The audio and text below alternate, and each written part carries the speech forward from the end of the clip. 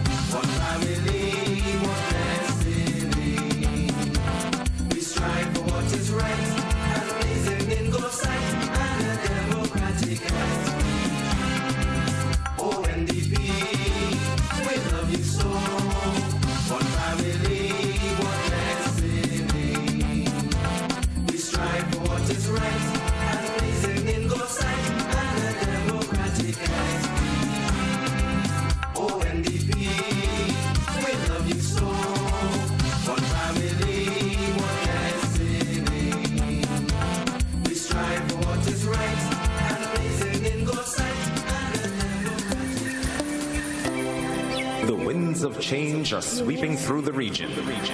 Change is long overdue. This is a new year. These are new times. We are the New Democratic Party.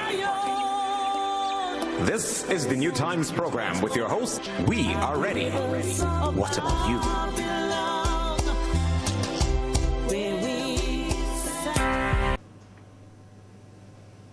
4, reading 6 to 7, Proverbs 4, 6 to 7, and Proverbs 1, verse 7. So we start. Proverbs 1, 7. Fear of the Lord is the foundation of true knowledge, but fools despise wisdom and discipline. And Proverbs 4, 6 to 7. Do not forsake wisdom, and she will protect you. Love her, and she will watch over you. Wisdom is supreme, therefore get wisdom. Though it costs all you have, get understanding. This is our reading for this morning. It's 4 minutes to 11 o'clock, 4 minutes to 11 o'clock today. It's Thursday, January the 15th. We should have with us in the studio today Brother Noel Dickson and Brother Nature should be joining us at some point also. So we'll have guests in today. Thursday, Brother Bruce not available to be in today with us at today. Just also to remind you, the numbers are 784-456-5967 and 718-734-5615 to get in on the program. Also going to take the opportunity at some point, probably give you a view from the outside, play that back for you also. We're going to open the lines a little earlier until our guests join us, so we also give you that opportunity. I just want to make some brief comments, though. I want to continue to congratulate the New Democratic Party and a wonderful PR that they're going about in terms of getting their message across.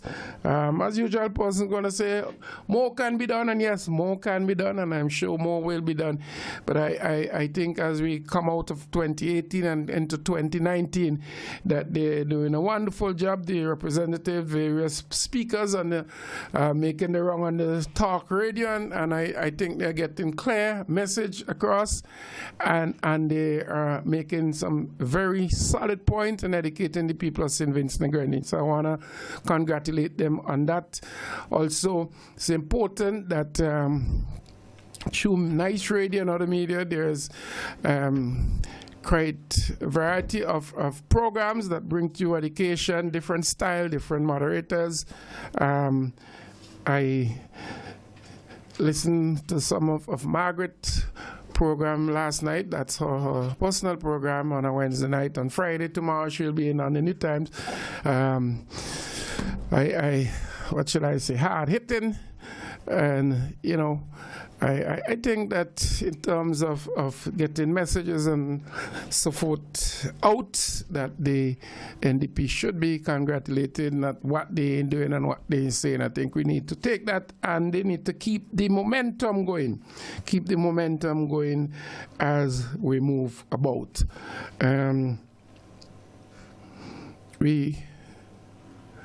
Let me see, trying to get some mic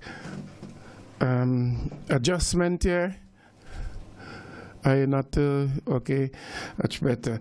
All right, so I just want to get that out, and I want you to seriously compare the policies and the education and the views and awareness that is coming from the New Democratic Party.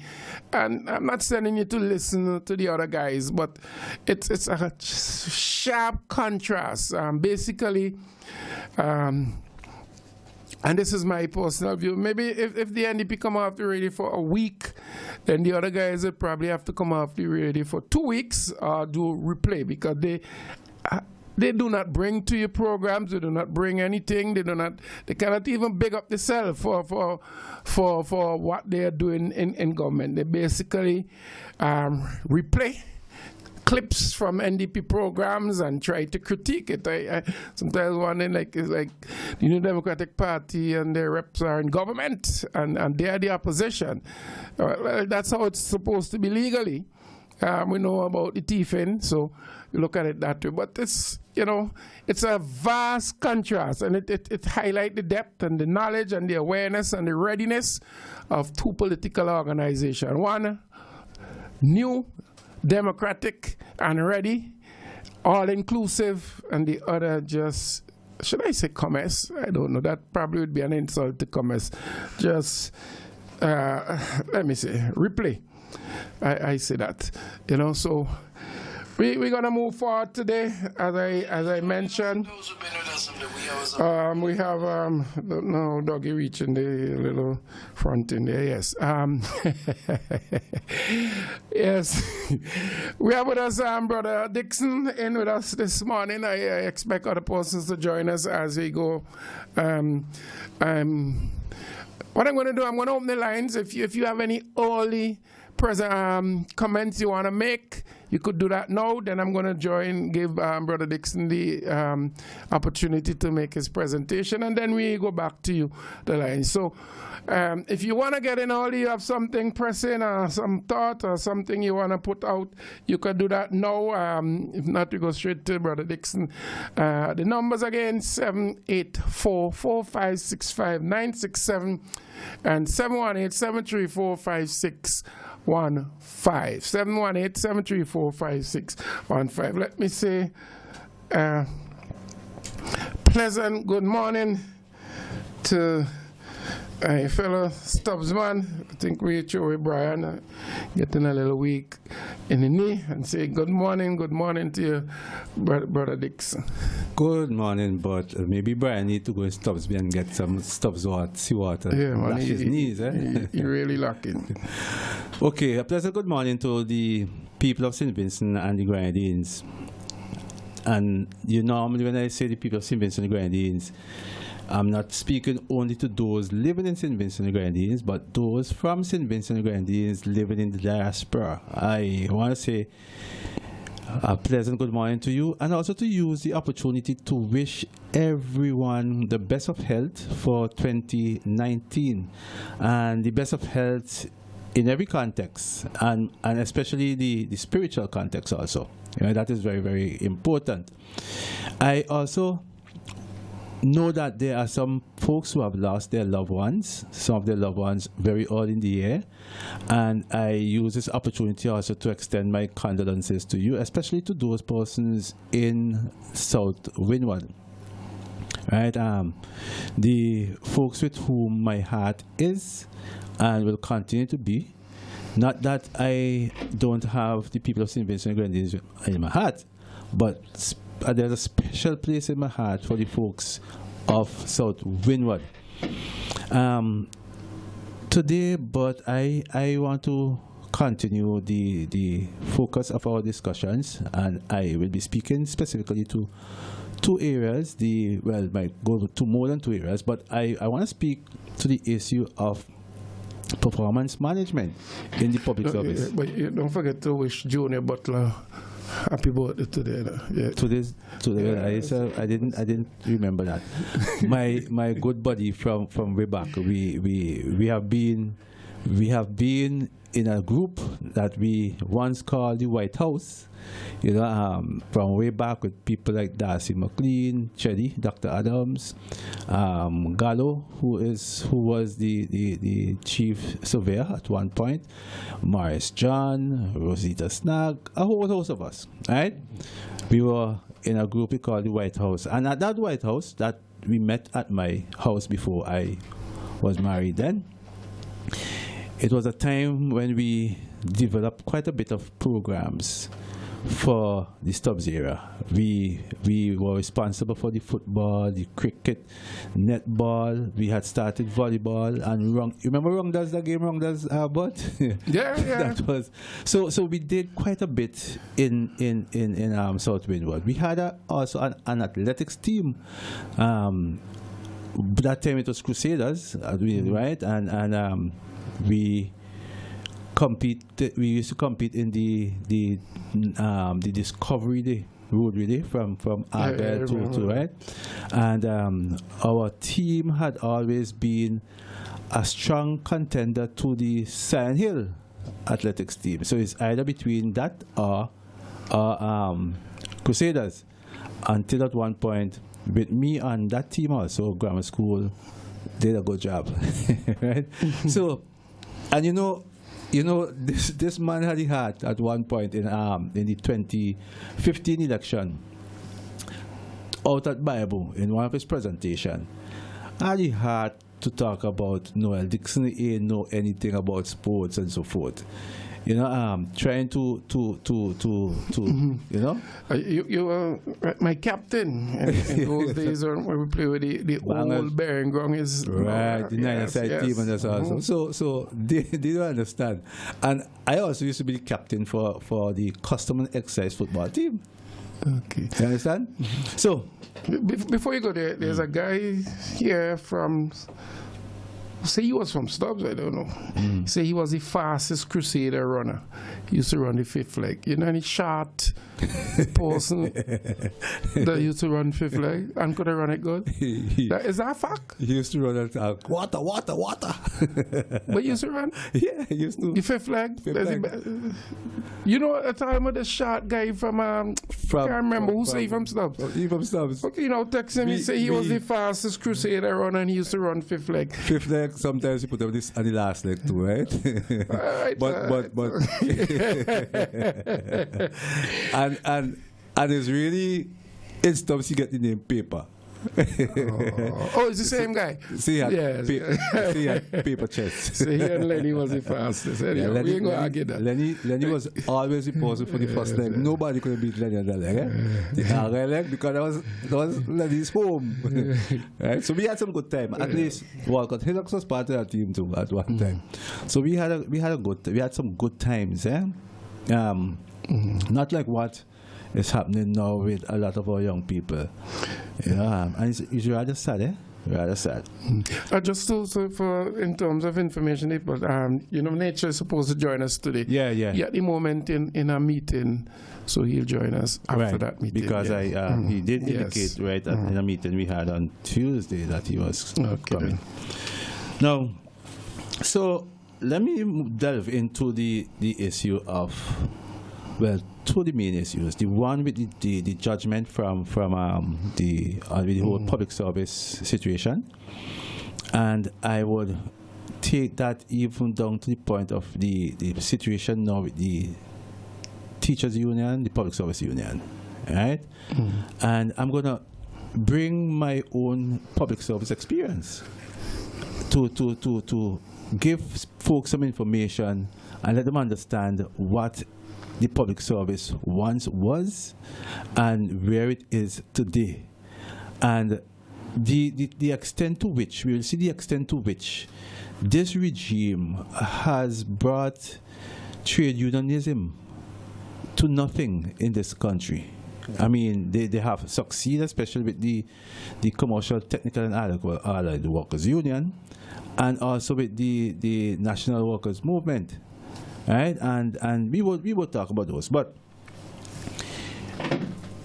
I can recall that coming on stream, coming into power, because that is what they did, coming to power. This regime started their quest and their drive to victimize people, right? And I'm gonna refer to an article written by our good friend De Lavine. You know that De Lavine? This is by Basil Alexander. And this article was written on the 18th of May 2001. Right? 18th of May 2001. And the caption he had was, "Pull up the handbrakes." Right? Pull up the handbrakes.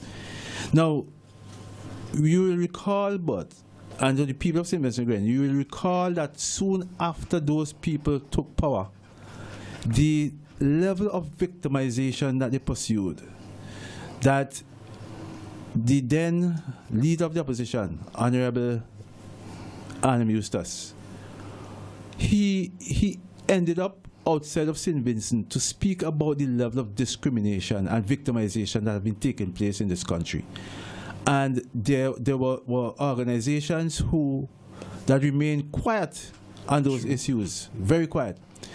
Now, sad to say that even from that point, at the public service level, there was serious victimization taking place. And at the time, the head of the Service Commission, the Public Service Commission, is still the person who is there.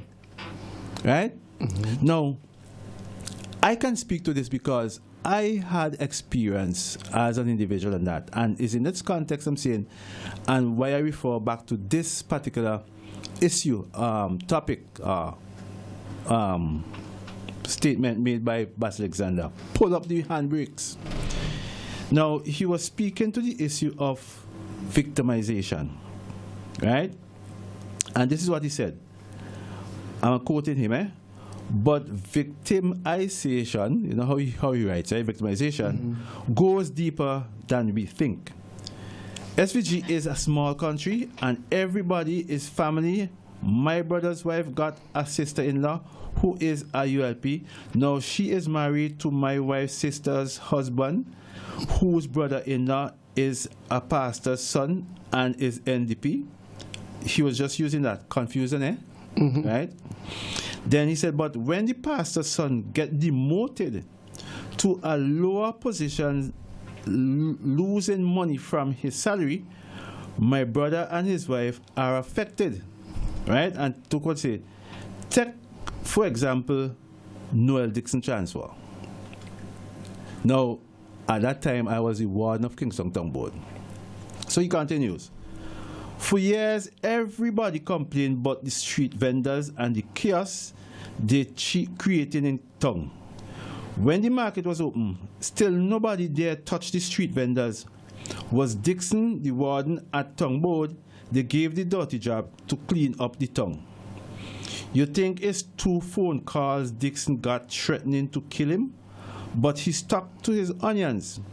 Everybody remarked that Kingston was like a new breath of fresh air, all as a result of Dickson's effort. Government change.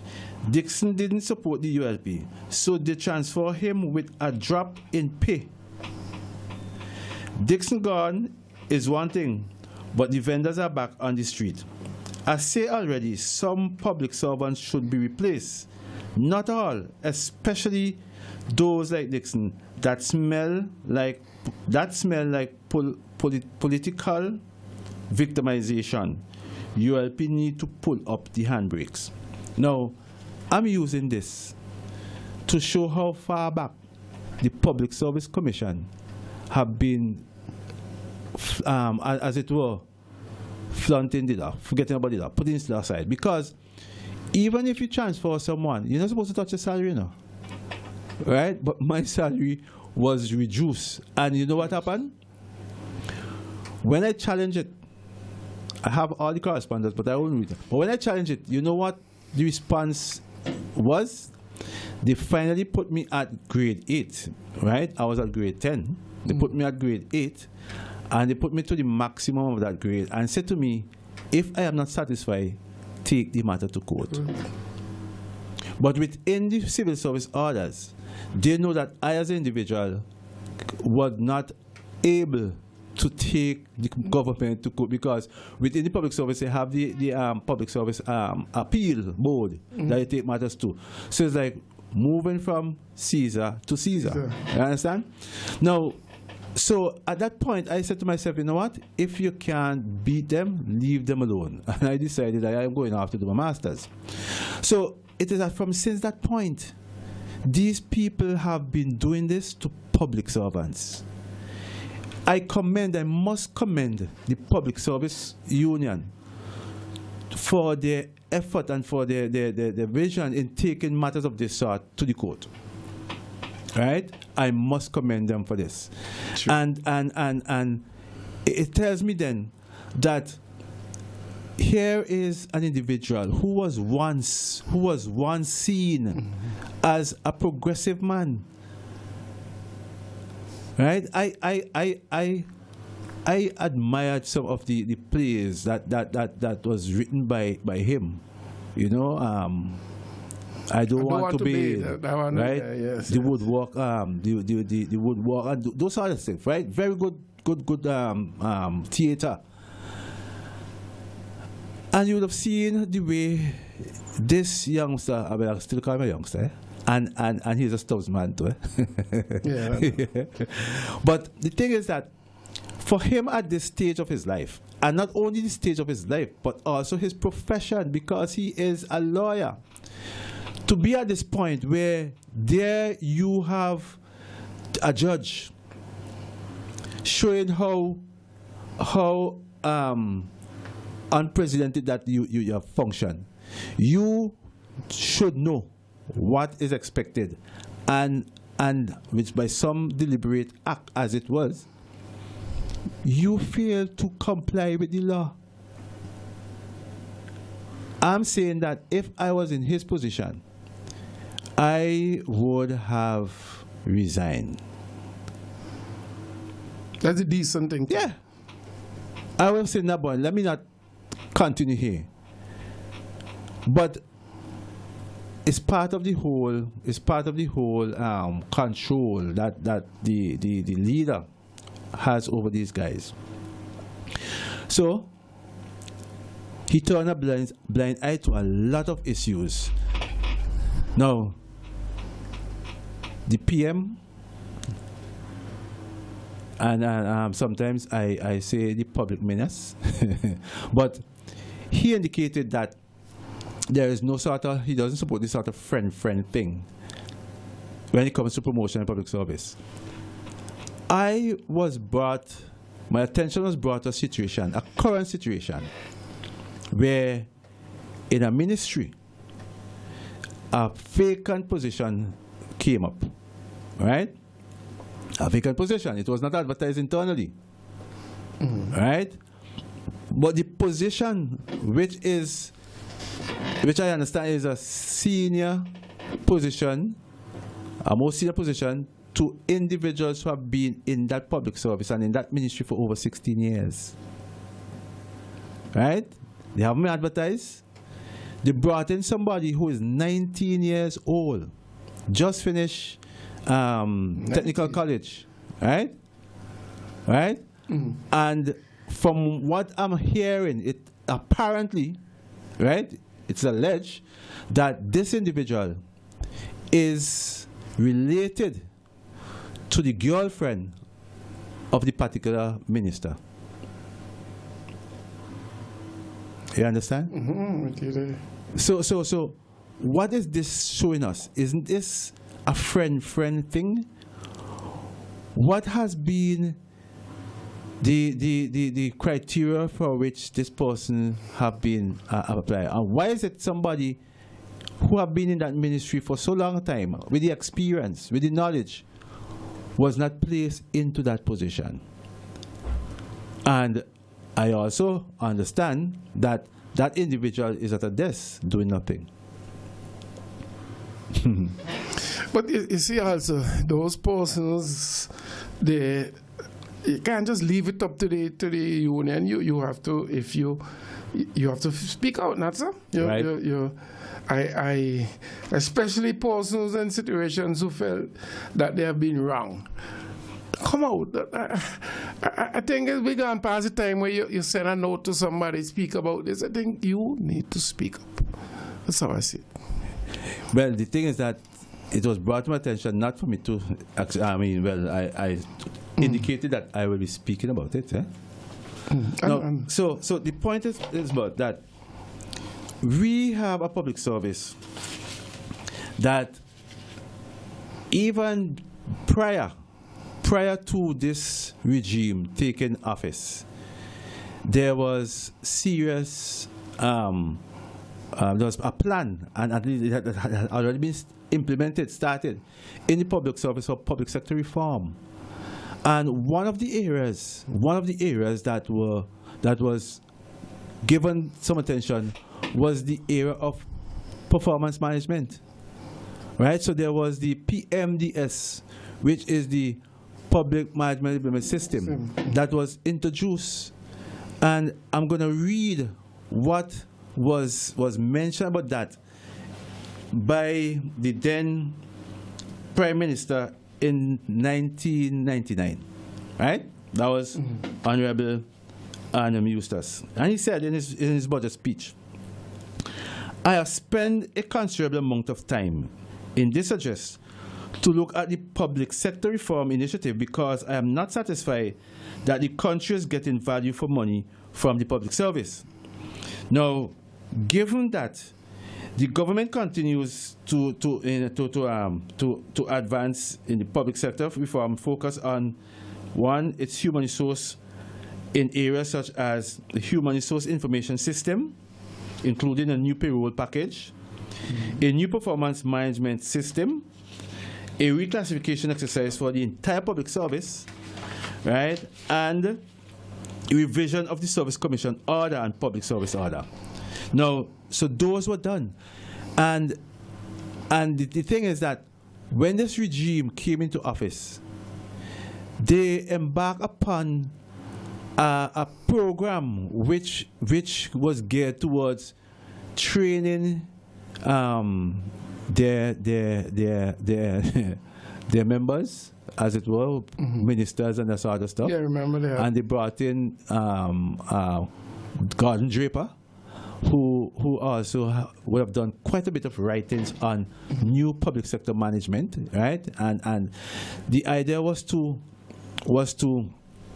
implement, as far as possible, aspects of the human resource management concepts that was practiced in the private sector to see how much it can be utilized within the public service. Now, that system, that public human resource management was practiced in Trinidad and in Barbados.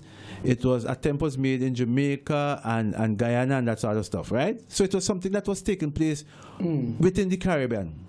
Now, this regime we have seen has foregone all of those and have brought the public service to a point, to a situation, to a condition where the head of departments, persons who are appointed as permanent secretaries, in a lot of cases are individuals without any public sector administration experience. We have seen that, right? And that was done deliberately so that these individuals can be manipulated. They are not in a position to utilize or to use their own initiative. They're not in a position to do any sort of critical thinking.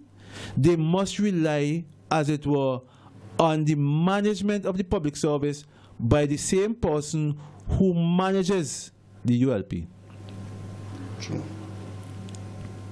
Hence the reason why these appointments, where you have individuals like the head of the public service, the members of the board, Public Service Commission board, right? You have persons like, and I would say the person who is still the permanent secretary in the Ministry of National Security. He is he's older than I am, right? But yet he is still in the public service as permanent secretary, right? On contract. And I asked myself, what special skill that this person brought, is bringing to the table? And I think I understand. Because I am convinced that given where that person is stationed, that individual could have also been one of the contributors to the situation that we are in, where we have to have some of our election results in the court. Right? So the whole thing about the appraisal system, where this individual, the head of the leader of the ULP, is saying that he doesn't have any power, he can't make any permanent secretary and that sort of stuff, maintain records and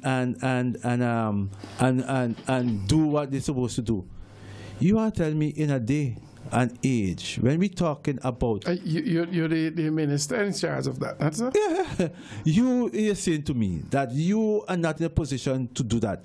Then leave, move out, and let a person who is capable of doing it get it done. Because here you are, that system, a performance management system, it's not just a matter for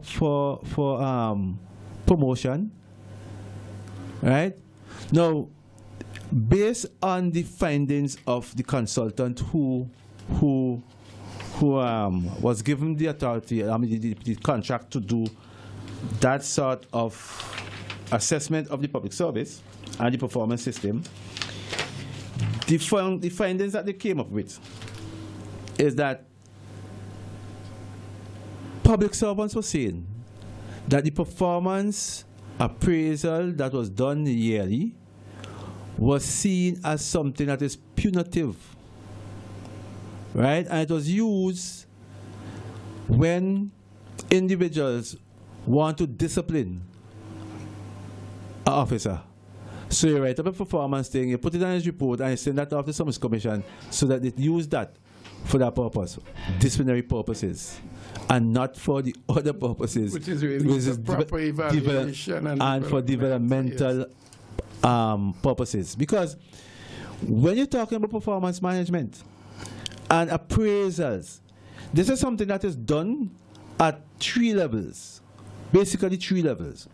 So it is done at the corporate level, right, where you assess the organization, or in this case the public service, to see if it is really achieving its goals and its objectives, right? Then it is done at a tactical level or at the departmental level. That is how you assess if the department's actually getting through with what their plans for this particular year is about, right? And then it is done at the individual level, because at the individual level, individuals have certain responsibilities that they must carry out, and you have to assess and see if they are really functioning as they ought to. So you use it for the purpose of assessing where your performance is throughout the organization, not just for individuals. And that is important, because you want to use that to see which areas you're not really achieving on, so that you can put in place these sort of remedial actions but to have those if rectified. you tie that in with, if we have the estimates and budget to come in a bit, and a lot of time they're what they call what's the word I'm looking for? Evaluation. But I'll get the word just now, where you say in terms of implementation. So there's a goal. There are certain key indicators that you must achieve. And then you say, okay, we want to reach to a point by September. Or in the first 6 months you hope to achieve this. And then when you look back at the budget and you look at the results indicator, that's what I'm looking for. Indicators, right. You see not achieve. And then in the reason, you don't see a reason. Right. All of these things tie in terms of performance. Because we have been, I heard Major up to yesterday this morning in terms of, Ms. Yusuf spoke about that, the implementation of projects. And not being able to carry out projects that should have been, completed within that financial year. All of this, as you say, come back down to the individual assessment and department assessment. If that being done, okay, Dickson, by March we want to be at this point with your presentation and something. If you're not having that, then it's just you go to work and you go home. So the whole thing is that, and you party card for promotion. And the only reason, or the main reason I will say, those sort of things would not be implemented and to ensure that they are done effectively and efficiently, it's only if accountability is not part of your vocabulary. And we have seen what it is like with this regime. When it comes to the issue of accountability, it is much lacking, very lacking. There's nothing there. When you look at the sort of reports from the director of audit and the lateness of the sort of thing, when you also look at the very lateness of our budget, it says something, right? So when you are developing the budget call will go out, right, at a certain time of the year. The different ministries and departments will now have their meetings and they developing their corporate plan, and that is why this whole thing of performance management is critical, and the appraisals, because it's a way of assessing, your overall performance, and right down to the individual. Now, if you're saying that you can't make permanent secretaries do what they are to do, then move out the way. You are a block, you're a hindrance to progress. And it is not just progress from a ministerial standpoint, but from a national standpoint. Hence the reason why we see the areas of agriculture, with the problems that they have, the areas in tourism, the problems that they have, in every one of the ministries.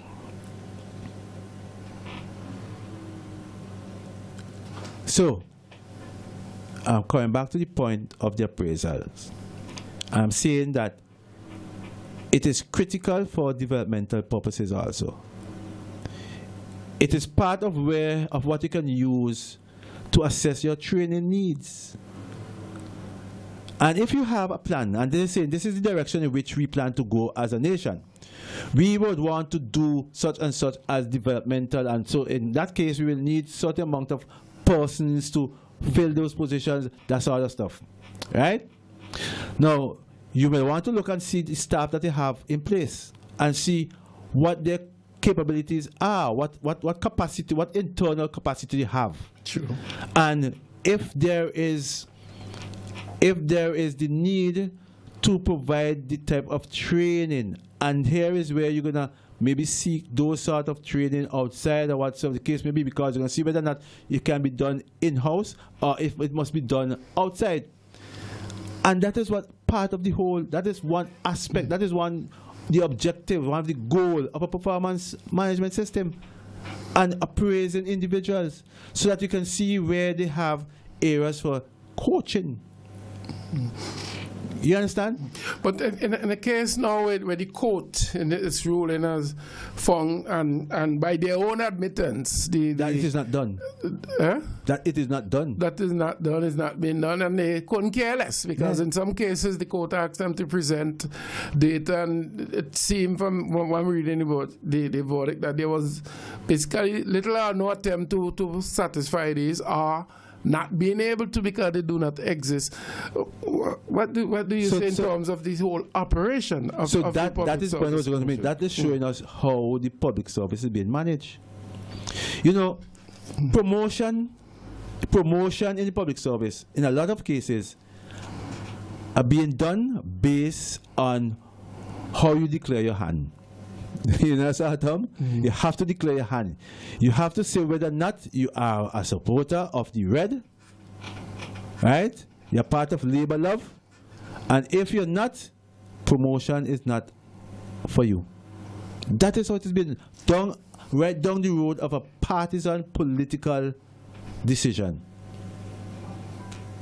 And has nothing to do. And that is why those persons who are head of departments do not see the need then to do appraisals, because they are of no use as far as they're concerned.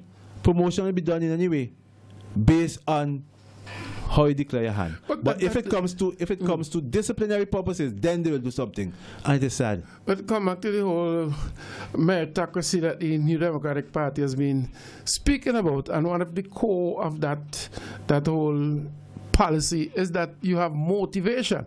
If somebody know that if I work harder and if I produce, I stand a chance of getting promoted in the civil service, or my years there and my good work will get me up, they will tend to maintain that standard and to work. But if you know, it is both, the productivity level goes right down, because those who are party carrying persons can rest assured that they do not have to produce to get promotion, so they could come work anytime, they could go spend their days in the stores. And then those who probably working hard all the time and don't have the party card, see that they may tend to say, you know what, let me don't kill up myself, let me don't think, because on both sides, the whole productivity must go down. Go right down. And that is why things are as So it this is. is a damning thing, and the spill off. I don't know if that's like cutting off your nose to spite your face, because when you continue to do that, what you're actually doing is robbing the country of serious financial resources, because you're going to be paying people and not getting the production. So at the end of the day, the Public Service Commission is not doing their party any good. They're really damaging the country. Yeah. So in the long run. And that is why we could see it is so embedded. It's so embedded in this regime that you see it happen even at the level of their hosts of their programs, where individuals like Burns Bonady, who are receiving state funds, being paid from state funds, to continue to carry out a partisan political agenda and being paid from state funds. You understand? Mm-hmm. So to all that is showing where we are as a nation. And you know, Ralph Gonsalves had written, when he was not that deep into politics, about these sort of, about public administration and that sort of stuff. I once followed his writings at that level, right? Because I admired some of what he wrote, right? And I could have used some of it also even when I was doing some of my lectures, especially in the area of industrialization and the trade unionism and that sort of stuff. Just to see how individuals like Noel Jackson and Burns Bonady, individuals who are meant to be persons promoting the interests, looking out for the interests of the workers that they represent, seem to be promoting their self-interest. You know, and as I reflect on it, you know, the thing of when you take a chance, right? Taking chances is like gambling, right? You're gambling. And I know, I said, yeah, look at it. I was reflecting on this thing. I said, boy, you know, Sir James took a chance with Burns Bonady. And he was out in Canada as a liaison officer for the Eastern Caribbean with those farm workers who would have gone to pick fruits and that sort of stuff, right? That chance I was taking had to be severed, okay? For one reason or the other. But he went further. Brought him, make him a senator and also the Minister of Health. You can remember that? He was the Minister of Health. And that was another chance that was taken by the New Democratic Party, the leadership of the Sir James. Soon after the 2001 elections, now, didn't he contest Central Kingston on the NDP ticket? What happened after the election? NDP lose. And where was Burns? Right in the arms of Ralph Gonsalves. Mm-hmm. You know, and I look at it and say, boy, this is really about him. You know, once it comes to opportunities, and this is how I can benefit, I jump for it. It's not about people. It's about him. And so when you're taking these sort of chances, you can't beat him, right? He's very good in taking chances. Very good. Especially when money is concerned. So, in 2010, right, it was apparent that the ULP would have lost the elections.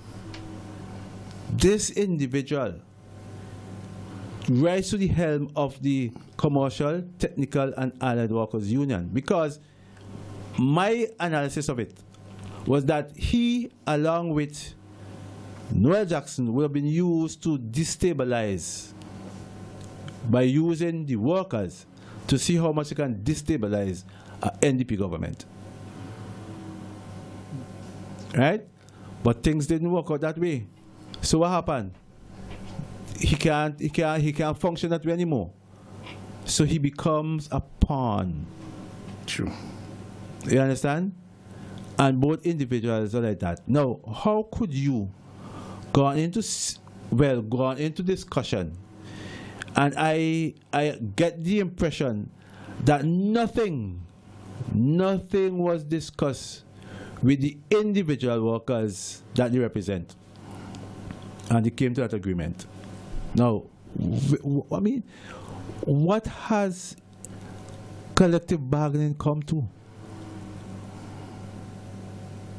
Collective bargaining is something that is critical. It's a critical tool used by the trade unions to carry out their agenda on behalf of their constituency, the workers. True. But these guys have the money stick way before them. As far as they're concerned, they ensure that they negotiate their personal position. You see, you have to a lot of the persons is on a lot of these programs. When I say programs, I mean projects. A lot of persons, in terms of cases like Bones and Noel, they are right. They are right. They're probably not as well off as some of the others, but they are right. They are right. So 1% has, I mean, they're still all right. Yeah. And I think that is one of the things that workers and people have to look at. A lot of the persons who telling you things nice, they are right. Yeah. But you have to look at your individual situation, the reality of your situation and your neighbor's situation and your cousin's situation, and come to your own conclusion. You know, whether you are right. Because when you consider where we are as a nation, the high cost of living, the little or no opportunities for our young people to develop and for employment, these things are affecting families. But when you are at the master's table, where you are getting an entertainment allowance, you are getting telephone allowance, you're also getting house allowance, right? Plus a fat salary on a monthly basis, and you hardly have to do anything for it. You can't consider, you can't oppose the person who has provided you with these things, at whose table you're sitting. And that is what is happening to both individuals. They have contract say, contract day. You understand? Well taken care of. Well, workers continue to live hand to mouth. I can recall, when I was the General Secretary of the Public Service Union, I negotiated a successful collective agreement for port workers. Now, there are two unions representing workers at port. The Public Service Union represent the some workers, and the National Workers Movement also represent some other. Right? At the point that I was General Secretary, I'm not sure if it remained that way at this point. But apart from the issue of salary increases, we looked at benefits. What sort of other benefits that would have been end up as non-tax? I mean, and that was successfully done because there was discussion, there was dialogue with the workers. Nobody went in there and just say, well, this is what we want. And at that time, but at that time, Noel Dickson was already known as a strong supporter of NDP. But I was negotiating on behalf of workers. They put the workers first. Yes, it was about people, it was about workers, because if you really concerned about workers, you want to ensure, and if workers are working under good conditions, you must get a higher level of productivity. If workers feel disgruntled and they are saying that within the whole there is discrimination, there is this what we call this disparity as it relates to the promotion, and there's not that consistency, there's not that transparency in which things are being done. Persons can't feel, well, there is some level of transparency, yes, because you're seeing that the discrimination taking place, and that is transparent. You understand? But the whole thing of honesty and equity, when it is not done fairly, when things are being done fairly, you cannot have a happy public service. We go back to where the court basically is saying that these things were unfair. Yeah. But also they said they deliberate. Like they couldn't care to hoots. I use the word on radio. But they couldn't care to hoots whether they were following the law or not. They didn't care whether Dickson was a hard worker or not a hard worker. They simply go by whims and fancies or say directive or whatever and run and promote simply by that. No, you see, and that is... They broke the law without hesitation. And that is how this regime operates. You remember the bridge over troubled waters? Right? Where the whole...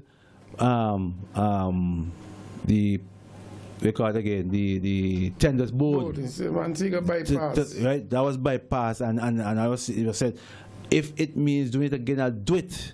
Right? So that case. We also had the situation of the million US, where that required source of funds to show exactly what, and that was discarded. You understand? And you have many more. You have cases where you remember there was a $30,000 plus $1,000 was missing from housing and land development. Any action was taken? No. We had similar situation at the airport, the construction of the Arga International Airport. Anything happened? No. You had situation where in the Ministry of Agriculture, where a company was set up that was buying, bringing in stuff and selling over to government at a very high price. We had situation with the KFC and the Tom Drives and those other things. And what happened to those individuals? They were patted on the shoulder and promoted. In fact, Mr. Kentucky Weeks is actually on radio now saying that people must be disciplined and transfer and lose the job, basically, because the stand up for workers, right? That's what Kentucky Weeks is saying right now. Because again, his appointment as permanent secretary, sort of thing, were payback for their involvement in the roadblock situation. He was, I think, at that time was the president of the Public Service Union, Fitzjones and those guys.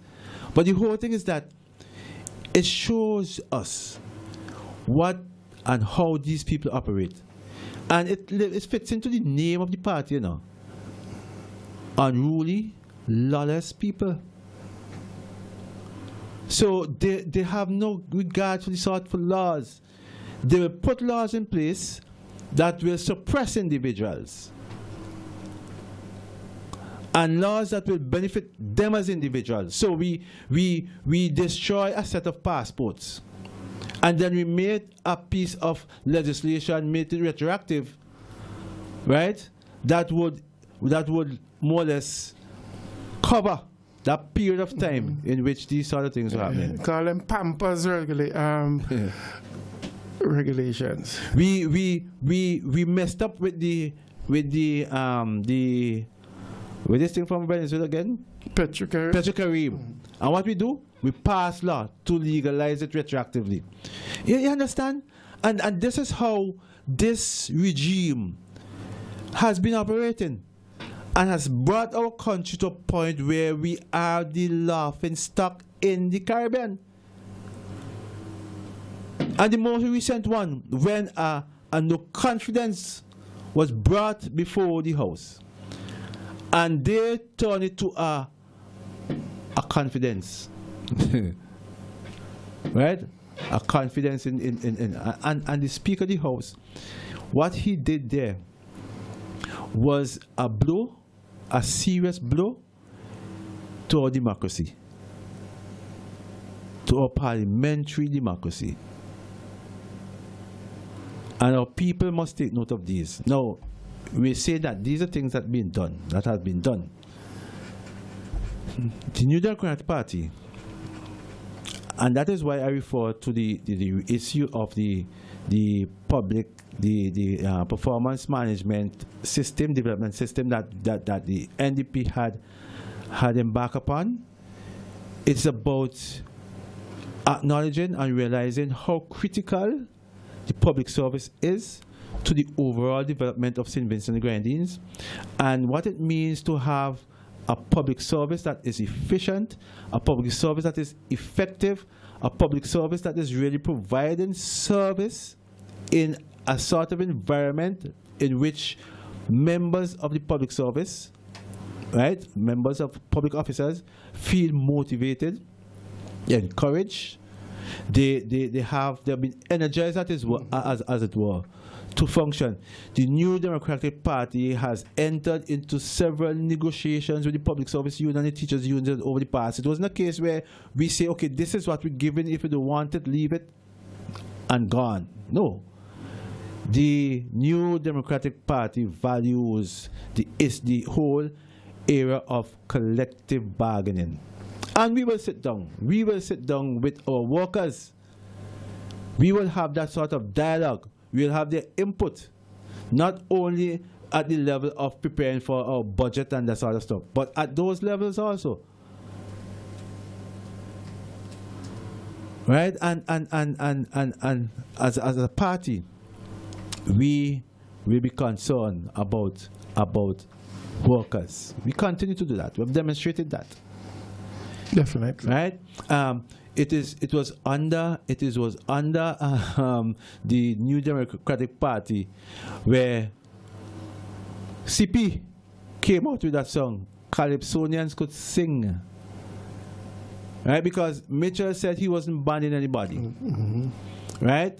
Under Robert Milton, Cato, people like the manage, right? Those individuals couldn't sing certain songs. That's an age come up with the go ban it. Right? Mm-hmm. Mm-hmm. When you consider what has happened to Anissa Batiste, when you consider what has happened to Otto Sam, when you consider what has happened to other individuals who would have expressed their positions and certain things and how they were treated by this regime, when you compare that to what happened, even in that roadblock situation, individuals could have get involved in one way or the other without those sort of victimization. There was freedom of expression there. No? From what I understand, calypsos have to be screened. You understand? It's really, I think persons need to take a serious look and decide what they want. We're going to take the break and come back, or you had another issue you wanted to highlight before?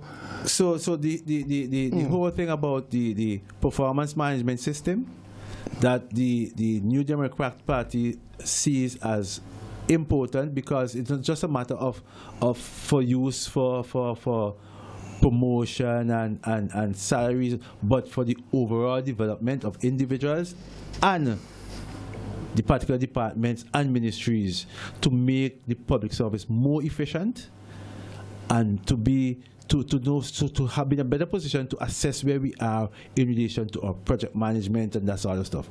Critical, those are critical and not just critical, but basic management concepts and tools to be used to see where you're going and to guide you as you plan for other years. And